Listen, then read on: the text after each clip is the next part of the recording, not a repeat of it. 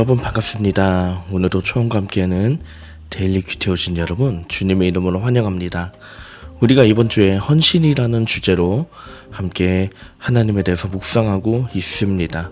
바라기는 이번 주 헌신에 대한 이야기를 함께 나눌 때에 우리가 진짜 하나님이 기뻐하시는 헌신의 사람이 되어서 하나님 앞에 귀하게 쓰임받는 복된 인생이 되기를 진심으로 축복합니다.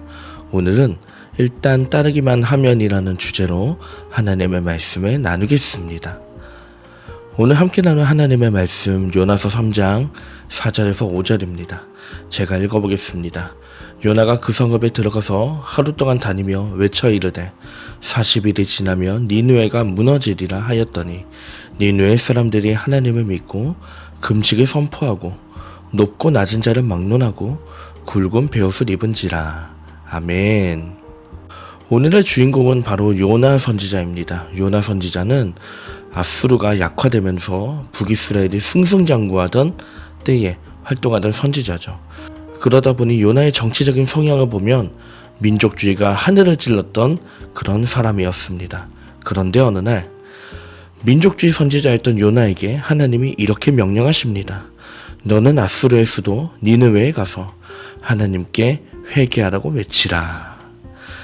요나가 이 말을 받아들일 수 있었을까요? 요나는 받아들일 수 없었습니다.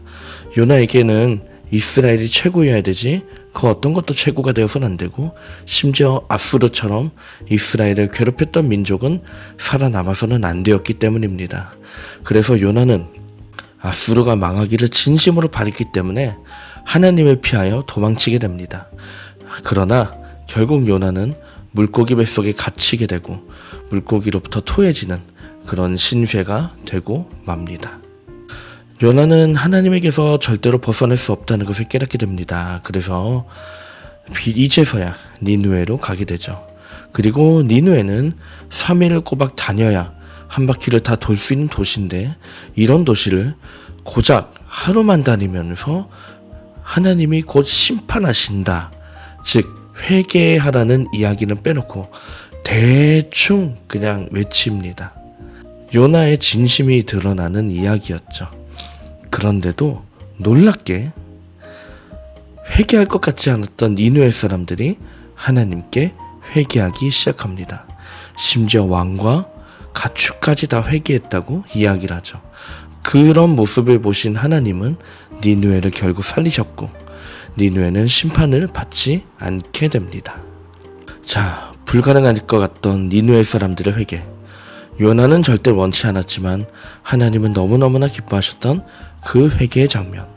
과연 니느웨 사람들의 회개의 그 시작은 무엇이었습니까?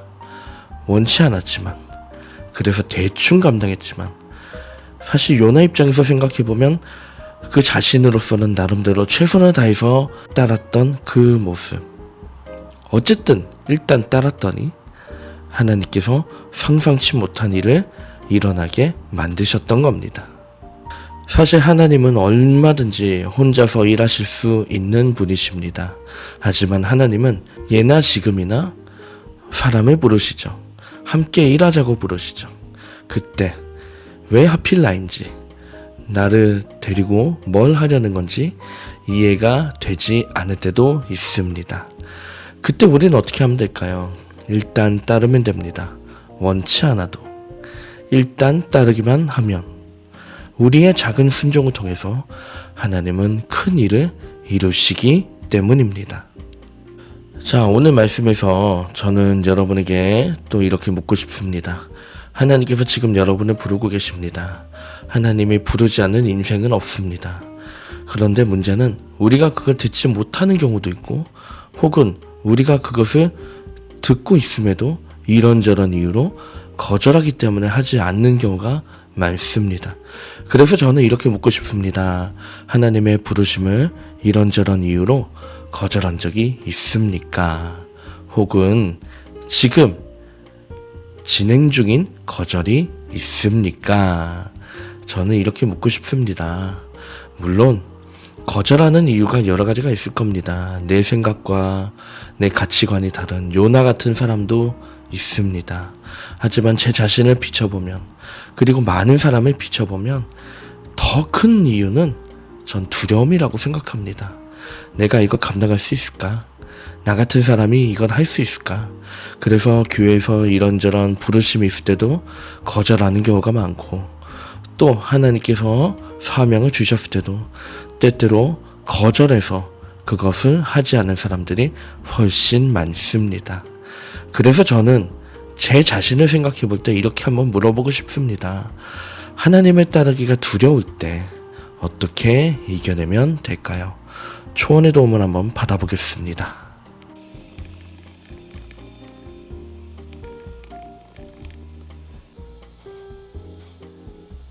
네, 초원이 말씀한 구절을 추천하네요. 시편 27편 1절 말씀 제가 읽어보겠습니다.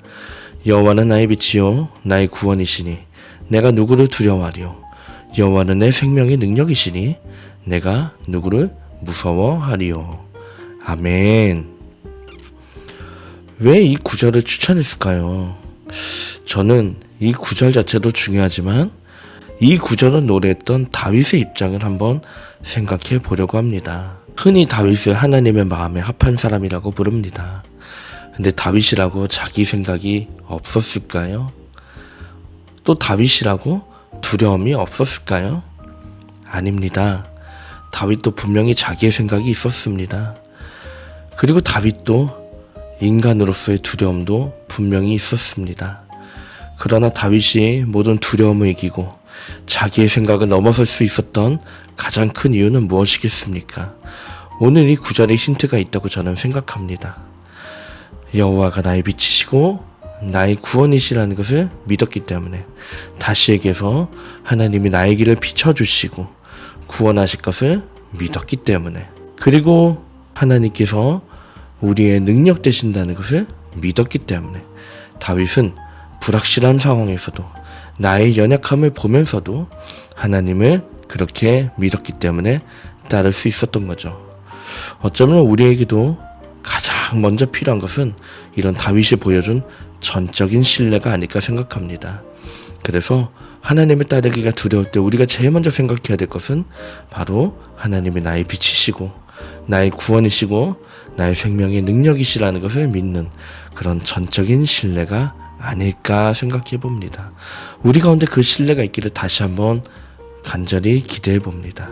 그리고 요나처럼 우리가 하나님의 말씀을 따르는 것이 내 마음에 원치 않을 때도 또한 하나님께서 우리의 빛이신 것을 믿으면서 우리가 그 길을 더욱 따라가기를 간절히 기대합니다. 예, 이 시간 기도문을 읽고 큐티를 마치려고 합니다. 화면에 나온 기도문 여러분 함께 각자의 자리에서 큰 목소리로 함께 읽기를 원합니다. 함께 읽습니다. 시작. 하나님, 이해할 수 없을 때도 일단 따르게 하옵소서. 앞길이 보이지 않을 때도 일단 따르게 하옵소서. 하나님이 일하실 것을 믿으며 일단 따르게 하옵소서. 한 걸음 한 걸음 따르며 주님의 일을 바라보게 하옵소서. 주님께 감사드리며 예수님의 이름으로 기도합니다. 아멘.